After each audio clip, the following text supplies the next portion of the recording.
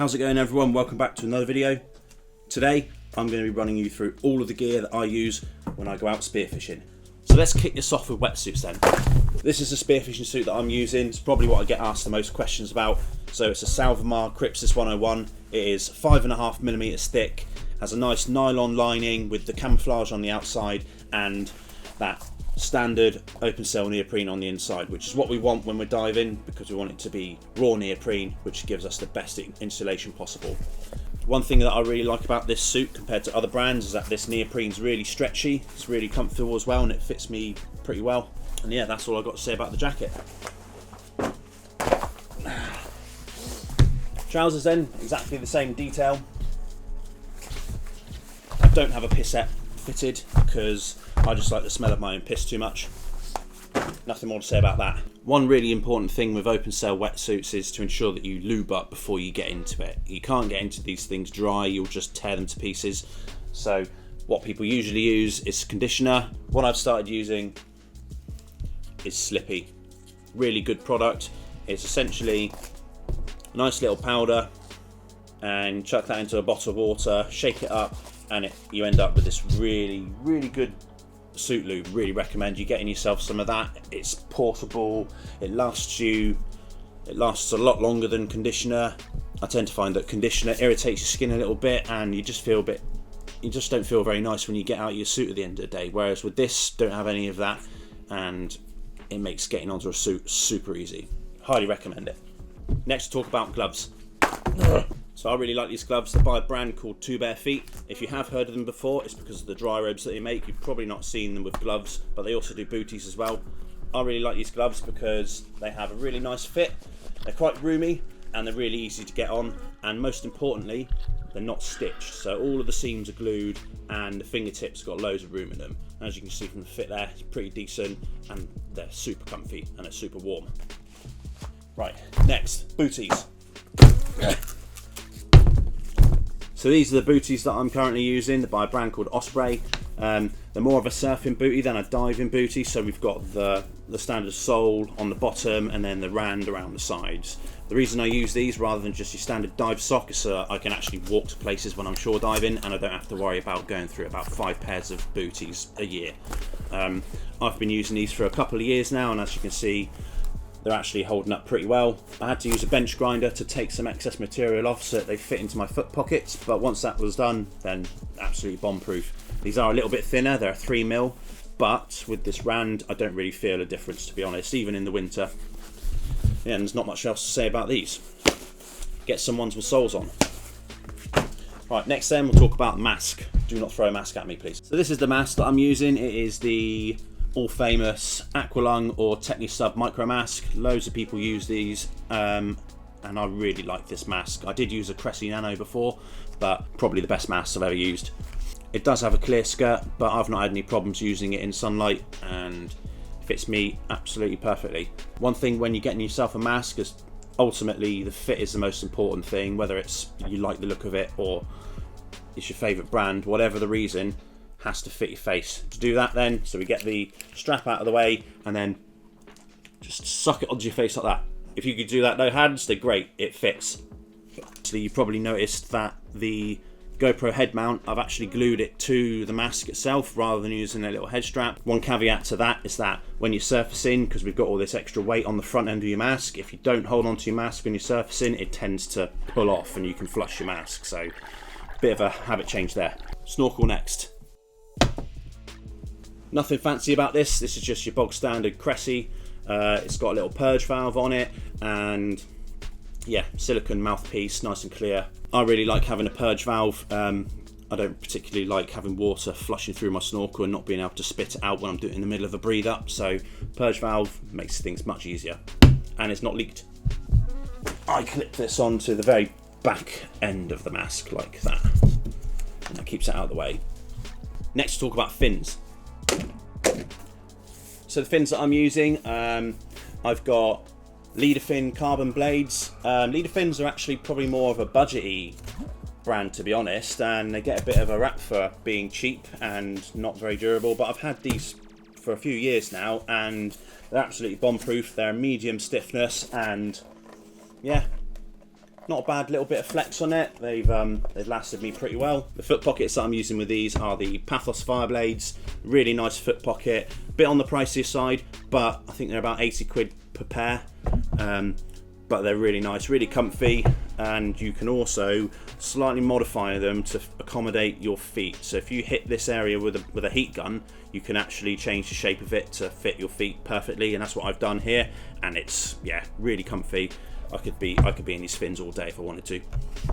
Another little mod I've done is I've added a little plate with some screws. These foot pockets, you've got to glue them, but because I don't really want to glue these just in case I'm traveling and I need to split them down, I've just made this little mod with a couple of screws and a plate so that I can break them down to fit into a bag easier.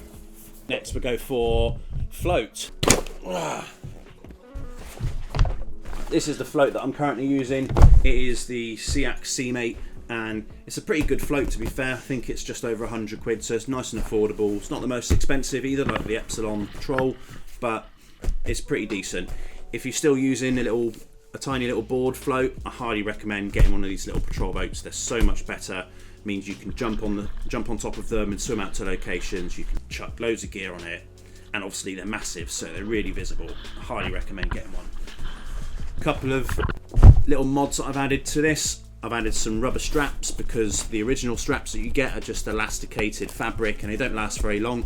So I've added some nice little rubber the rubber straps that you get with like a knife housing or anything like that.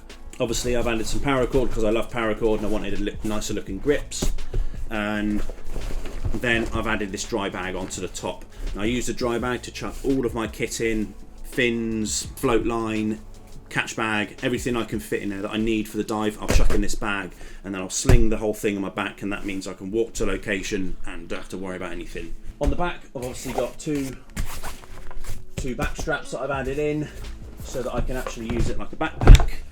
And the other thing with this is we've got a nice little secret pouch in the middle to hold stuff like a water bottle, or say a gauge to measure your shellfish, maybe a dive torch, and one of the last things, box to keep your car keys. And then the last but probably most important thing to mention on this float is the flag. So this flag is obviously not the one that comes with the actual float. The stock one's probably about 2 foot long, a little cheap bit of PVC pipe, and it's just, yeah, it's not very good. So what I did is I've made a flagpole myself out of 2 tent poles. So we've got the elastic bit of cord in the middle, means that I can collapse it down, and obviously it's a hell of a lot longer than the stock one. I've added some shrink wrap to hold the flag in, and then just a little bit of cord to make sure it doesn't fall off the float, because I have lost a flag before for not having that on it. Yeah, this is super long, so it makes me nice and visible, because the last thing I want to happen is to get run over by a boat, because I've already had a couple of near misses because I was being an idiot. Another thing that I attached to my float is this little catch bag. So I got this from Start Point Spearfishing. It's just your standard little polypropylene net, but it's really rigid. You can store quite a lot of stuff in there. Really good for lobsters, scallops, that sort of thing. They're not escaping that. Got a nice little cincher. And then I've just added a little tuna clip so that I can attach it straight to the float, and then I can do it up. And speaking of lobstering, let's go into this guy. So here's my lobstering hook. I think I made this last year or the year before. Essentially it is a 6mm stainless steel rod which I've heated up and I've bent to form this hook, and then I've turned a little wooden handle on the end, epoxied it, and then bog standard tuna clip so I can stick that to my float or to myself. Really useful for getting lobsters out of holes. I have tried to use a gun in the past and it was okay, but this is much better. Nice and long. I think it's about 70 centimeters in length. Really useful bit of kit. If you do get lobsters fairly frequently, I absolutely recommend you get one of these. It will make your life much easier. One thing I've just started doing to mark spots is just use my Garmin watch to tag locations while I'm out on a dive so that I can come back to them at a later date. I don't have a handheld GPS currently, but a nice Garmin watch works just as well.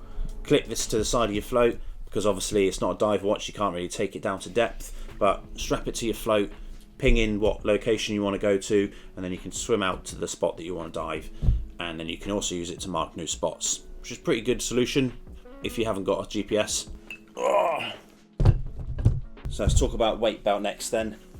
So this weight belt's another DIY project of mine. It's got a pretty unique clasp, but I really like this type of clasp. Super easy to get on, and then it's fairly easy to get off as well. You know, quick little push together, and then it comes straight off. It's a little bit harder to do when it's under tension, but you can still do it. So it's much better than having the ones with the belt loops. The material itself is an elastic fitness band that I got from Decathlon for about a tenner, and it's just been clamped together on one side with a bit of 3D printed plastic and some screws. Really simple DIY.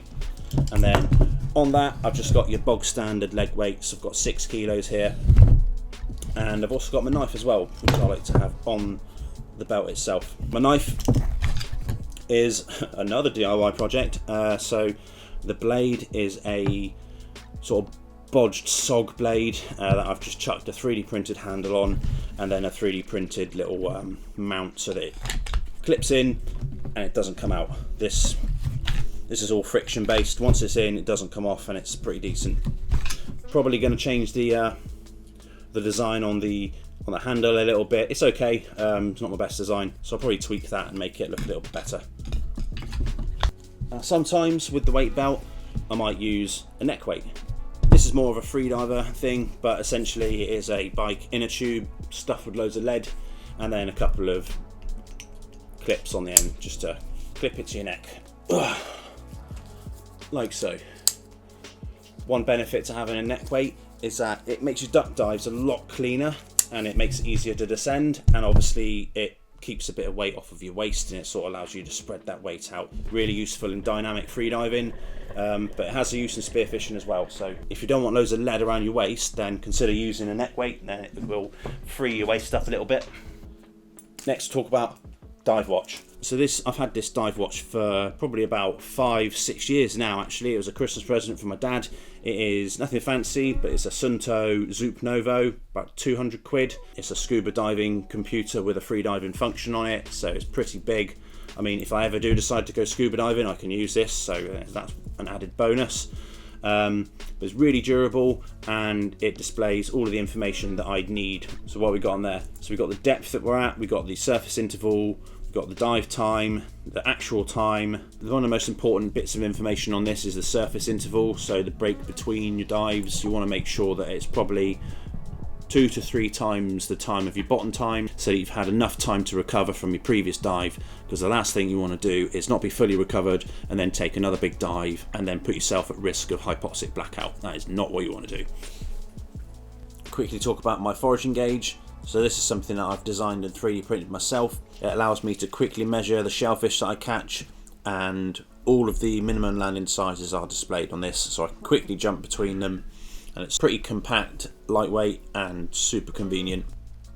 I've also attached a little whistle to the end just for a bit of safety. My dive torch, nothing fancy. It's by a brand called Volador, sold on Amazon, although I don't think they sell it anymore. It was around 20-30 quid, nothing too expensive. It's 1500 lumens, it's waterproof, it's lasted me so far. The switch is just a standard press switch, and so far it's not failed me, and it's done the job. Let's talk about float lines. So this float line is another device of my own making, you could call it. So the wooden line winder itself is something I've made from scratch, and the line itself is just your standard 8mm nautical float line. Nice and bright yellow, super buoyant, and because it's quite thick, tends not to tangle so much, so it's pretty good. It is a little bit more difficult to manage because of the thickness, but I'd trade that over the tangling risk any day. One side that goes onto the float with a tuna clip, and then just a figure of 8 on a bite that goes straight onto the gun, like so. So let's talk spear guns. So this is probably my most prized possession out of all my diving kit. Made this from scratch myself. Took about 6 months on and off. So I actually made this spear gun before I even started spearfishing. This was like the catalyst that really got me into the sport. The material it's made out of, so it's made out of wood obviously. It's made out of sapelli or African mahogany. Really nice, stable wood.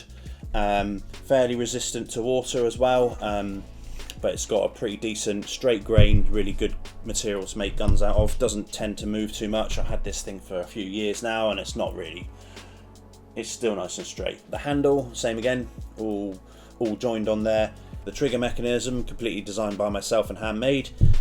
the other metalwork like the trigger guard or the line anchor or the line guide, all made from scratch. So the metalwork then is all made out of either 304 stainless or 316 stainless. Trigger mechanism, mostly 316 and maybe 304 on the actual casing itself. It has a polyurethane finished, so it's really super durable, and it's a little bit more UV resistant than epoxy resin. So I've got a 7mm shaft with sharp clips on the top, a Salvamar, I believe it's a Salvamar shaft, probably a little bit long for the gun if I'm honest. I think it's probably around 110, maybe 115 centimeters.